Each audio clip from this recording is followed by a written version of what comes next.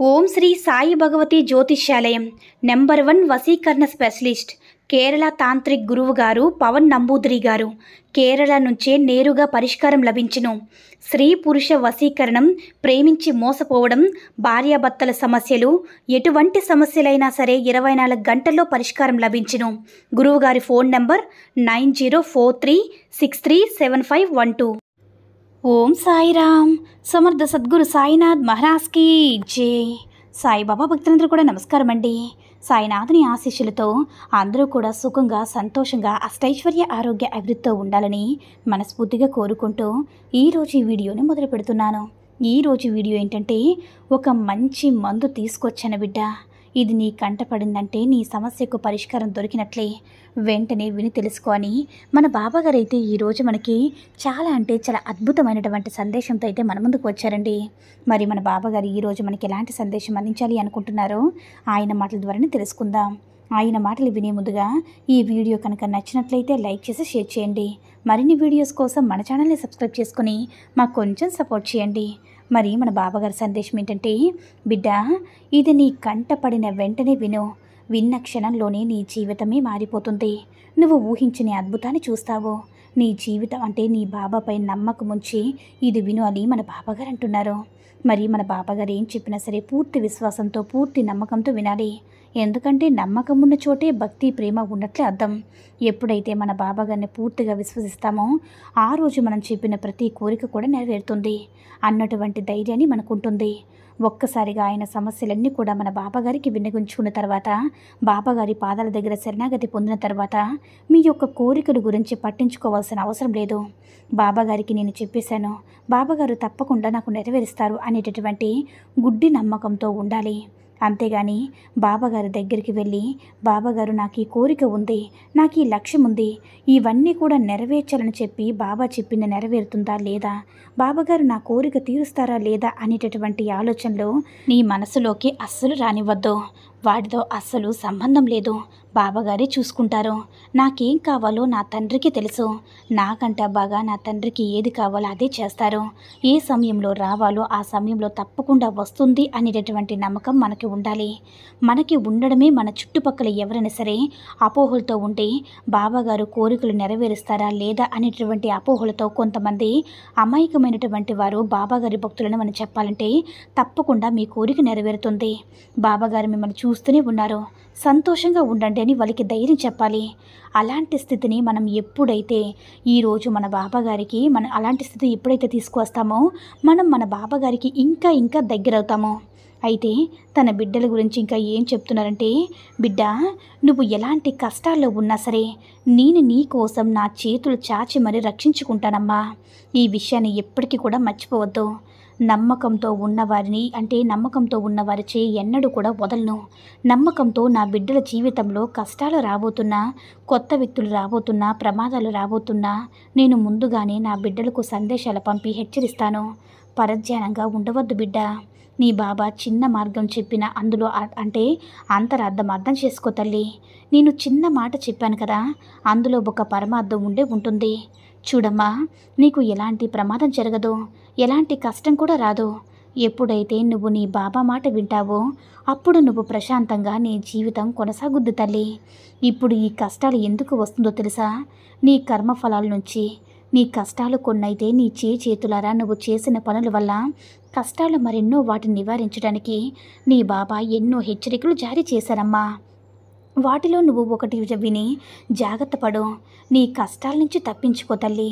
నీకొచ్చినటువంటి కష్టాలంటావా, అవి అనుభవించక తప్పదు. వాటికి మార్గాన్ని కూడా నేను చేసేసాను తల్లి. వాటి గురించి నువ్వు భయపడాల్సిన పని లేదు, బాధపడాల్సిన అవసరం అంతకన్నా లేదు. నీ కర్మఫలాల నుంచి వచ్చే కష్టాలను నేను తీరుస్తాను. వాటికి మంచి మార్గం నేను చేస్తాను తల్లి. అది కొద్ది రోజులైనా సరే నీ భవిష్యత్తు ఆనందమయంగా నేను మారుస్తాను. చేతులారా మాత్రం నువ్వు కష్టాలు కొని తెచ్చుకోవద్దు. నీ కర్మఫలాల నుంచి వచ్చే కష్టాలు మరికొద్ది రోజులు మాత్రమే ఉంటాయి తల్లి. నువ్వు మళ్ళీ అదే తప్పులు చేసి కష్టాలు తెచ్చుకుంటే మాత్రం నేను దేనికి కూడా బాధ్యుని కాదమ్మా. నేను నీ బాబా ఏం చెప్తున్నాడో శ్రద్ధగా విను. పొరపాటును కూడా చేయకూడని పనులు చేయవద్దు. వాటి వల్ల కష్టాలు తెచ్చుకోవద్దు. చూడమ్మా, నీవు జాగ్రత్తగా ఉండాలి. నేను సందేశాన్ని పంపిస్తున్నాను కదా, కాస్త జాగ్రత్తగా ఉండాలి. అది ఎవరి ద్వారానైనా సరే పంపుతాను. ఆ సందేశం నిన్ను చేరే తీరుతుంది. నేనే స్వయంగా కల్లో కనిపించడం లేదా ఎవరి ద్వారానైనా సరే తెలపడం, ఇలా ఏదో ఒక రకంగా నేను సందేశాన్ని నీకు పంపుతాను. అది వెంటనే గ్రహించి జాగ్రత్త పడాలి తల్లి. నేను మాత్రం నీ తండ్రిగా మారి నీతో జరగబోయే వాటి గురించి ఒక ఏదో సందేశం రూపంలో చెప్తూనే ఉంటాను. నువ్వు విన్నా సరే వినకపోయినా సరే జాగ్రత్తగా ఉండమని చెప్పడం నా బాధ్యత బిడ్డ. నువ్వు ఈ సాయి బిడ్డవి. నిన్ను రక్షించుకోవడం నా బాధ్యత. అందుకే నువ్వు విన్నా వినకపోయినా ప్రతిరోజు కూడా నా సందేశాలు నీకోసం పంపిస్తున్నాను. వాటిని నువ్వు కొన్నిసార్లు అర్థం చేసుకుంటావమ్మా, కొన్నిసార్లు గుర్తించకుండా నన్నే అపార్థం చేసుకుంటూ అది నా తప్ప చెప్పు తల్లి. ఇదిగో ఇప్పుడు నీ బాధలు సమస్యలు తొలగించడానికి ఒక మంచి మార్గాన్ని ఇస్తాను తల్లి. అది వింటే చాలు, నీ కష్టాలన్నీ కూడా తీరిపోయినట్టే. నీ కష్టాలు తగ్గడానికి ఒక మంచి మార్గం ఇందులో ఉంది. నువ్వు ఎప్పుడూ కూడా కన్నీటితో కాలం గడిపేయొద్దు. అనవసరమైన ఆలోచనలు చేస్తూ లేనిపోని కష్టాలు తెచ్చుకొని ప్రతిరోజు కూడా నా దగ్గర కన్నీళ్లు కారుస్తున్నావు కదా.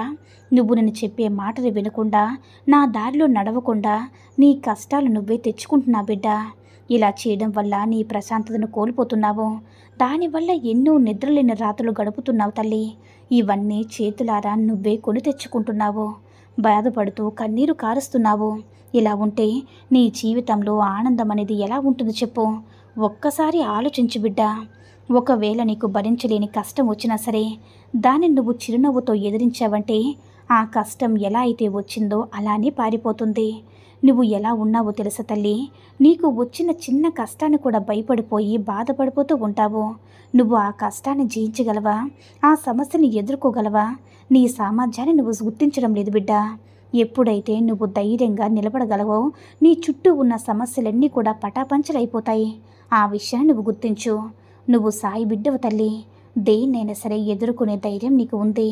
ఎలాంటి సమస్యనైనా సరే సాధించగలిగేటటువంటి సామర్థ్యం నీకుంది. నువ్వు సాయి బిడ్డవు తల్లి. నీ జీవితాన్ని నువ్వే మార్చుకోగలవు. నీ బాబా చెప్పే మాటలు వింటూనే ఉండు. బాబా మాటల ప్రకారం నడుచుకుంటే తప్పకుండా నీ జీవితం మారుతుందమ్మా. అర్థమైంది కదా బిడ్డ. అలా కాకుండా గోరంత కష్టాన్ని కొండంత చేసి చూడొద్దు. అయ్యో, నా కష్టాలు ఎవరు తీరుస్తారో, నన్ను ఎవరు కాపాడుతారంటూ భయపడితే ఎలా చెప్పు. చూడు తల్లి, నిన్ను ఎవరూ కాపాడడం కాదు, నువ్వే నలుగురికి చెయ్యూతనివ్వాలమ్మా. అంత సామర్థ్యం కలిగిన బిడ్డగా నువ్వు నీ కష్టాలు పెద్దవి చేసి చూసుకుంటూ నువ్వే బాధపడిపోవద్దు తల్లి. నిన్ను కిందకు ఎందుకు పంపించానో తెలుసా బిడ్డ? నీ చుట్టూ ఉన్న వారి సమస్యలు తీర్చడానికి పంపించాను. వారికి మంచి సలహాలు ఇచ్చే ధైర్యం నీకు చెప్పడానికి పంపాను. కానీ నువ్వేం చేస్తున్నావు? నీకు వచ్చినటువంటి సమస్యలు తీర్చుకోలేక బాధపడిపోతున్నావు. నీకు మళ్ళీ చెప్తున్నానమ్మా, నీ యొక్క సమస్యలు నీవు పెద్దవి కాదు. నువ్వు ఇంకా దాన్ని రెట్టింపు చెయ్యొద్దు. ఎన్ని సమస్యలు వచ్చినా సరే నువ్వు తీర్చుకోగల సామర్థ్యం నీకు ఉంది. గురుబలాన్ని గుర్తించు బిడ్డ. ఎప్పుడు కూడా నీ తండ్రి ఉంటాడు. నువ్వు దేని గురించి కూడా భయపడాల్సిన పని లేదు, బాధపడాల్సిన అవసరం అంతకంటే లేదు తల్లి. ఈరోజే నీ యొక్క పనిని మొదలుపెట్టు. నా పూర్తి ఆశీర్వాదం నీకు అందిస్తాను బిడ్డ అని మన బాబాగారు అయితే ఈరోజు మనకి చాలా అద్భుతమైనటువంటి సందేశాన్ని అయితే అందించారండి. సాయి మహిమల ద్వారా వచ్చిన ఈ సందేశం మీ అందరూ కూడా నచ్చిందని అనుకుంటున్నాను. ఈ వీడియో కనుక నచ్చినట్లయితే లైక్ చేసి షేర్ చేయండి. మరిన్ని వీడియోస్ కోసం మన ఛానల్ని సబ్స్క్రైబ్ చేసుకుని మాకు కొంచెం సపోర్ట్ చేయండి. ధన్యవాదములు.